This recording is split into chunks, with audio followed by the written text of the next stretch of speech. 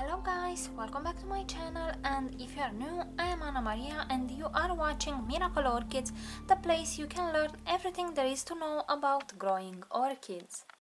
Alrighty guys, so in this video I want to do a spotlight for this gorgeous Vanda Two Tone Lavender.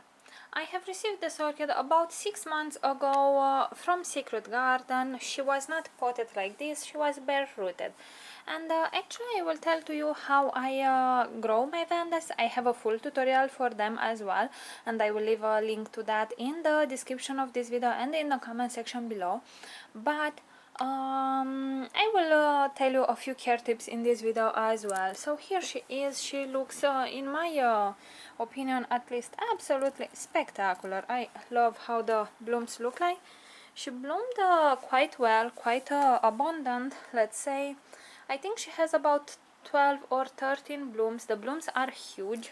Let me try to show to you how big, if I can actually. So look at this, the bloom is absolutely huge. She's very pretty.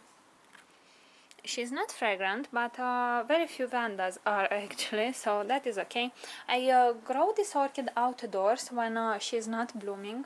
She is staying in this basket. I put some bark in there. That is orchiata bark, if I remember well. And the roots love it. The roots are surrounding the basket. Oh, by the way, if you want to know how I did this basket, I will leave a comment. I will leave a link in the comment section below as well, and or maybe I will put the whole playlist so you see how I built the basket, how I potted her actually, and the care tutorial. So here she is. The blooms are amazing. She bloomed very well for me, and I must say, even though I hate the wasps because my orchid attract them, I love how they clean my orchids. What the wasps do for me, it is they eat the happy sap the orchid produces in excess, so I don't have any happy sap from when the spike was growing. I only have a few droplets in here because right now the orchid is staying indoors. If you keep your orchids when they are in bloom into a more coolish location, the blooms will last more. So I also want to enjoy the bloom, so I'm not keeping her outdoors anymore until the blooms will fade. I don't see any evidence of a second spike yet, but I am happy with how the orchid developed this year. She did not mind at all the direct sunlight. She did not mind at all 1 month and a half of full rain. So she is a survivor, very easy to grow. She enjoys the extra light she receives in there, and here is the result. I also like a lot how the orchid displayed her blooms. They are well arranged, and we can see that the spike is quite thick again, because of genetics, but also because of the supplementation of silicone. Right now, because it is autumn, we can see that the forest is still green, but the temperatures are a lot more coolish. So we have about 20 to 25 Celsius during the day and 10 to 15 Celsius during the night, and at this time the sun is not as strong anymore, so I don't need to put the cover on the orchids outdoors anymore, which is quite nice. So about the blooms, what I can tell you, it is that they are quite fleshy, a bit waxy, the bottom part, which is more of a dark purple in color. The lip is very dark, almost black actually. I love how pretty she is, and the two petals and the upper sepal is light lavender color with a few purple spots and some veinings. I think she looks very pretty. So overall I'm super happy with this orchid. I think it looks a bit weird that on the lower sepals the orchid has this weirdish color. So it looks like the bloom has been frozen or something. I am not a fan of this. I would have preferred that the color would went all over the wedge as well, but that is that. That is the only thing that I actually dislike about this orchid.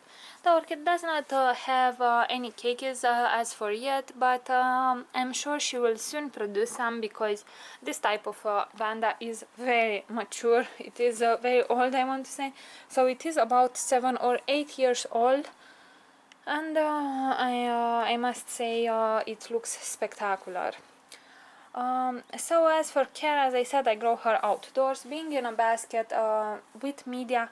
I water her in the summertime once every 7 days, and in the winter time about once every 10 to 14 days, which is super well.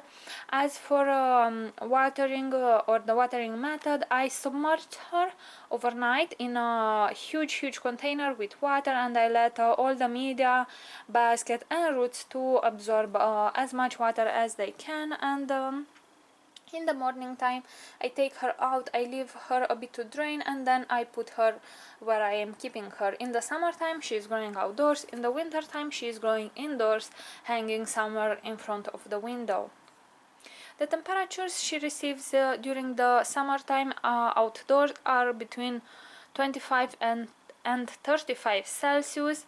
In the nighttime we have about 20 Celsius, let's say, and in the winter time I am keeping her indoors, where I have about 20-22 Celsius, which are pretty much constant, let's say.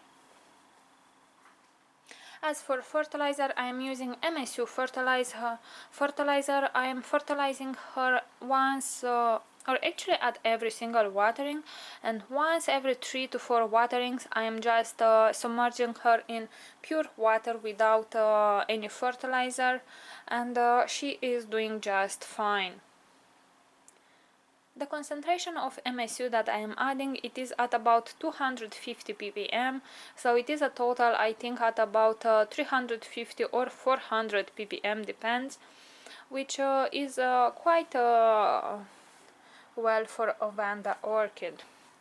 And with that being said, guys, I'm not sure what else to tell you, so leave your comments down below and I will be more than happy to answer them for you. Thank you very much for watching, and see you all next time. Bye!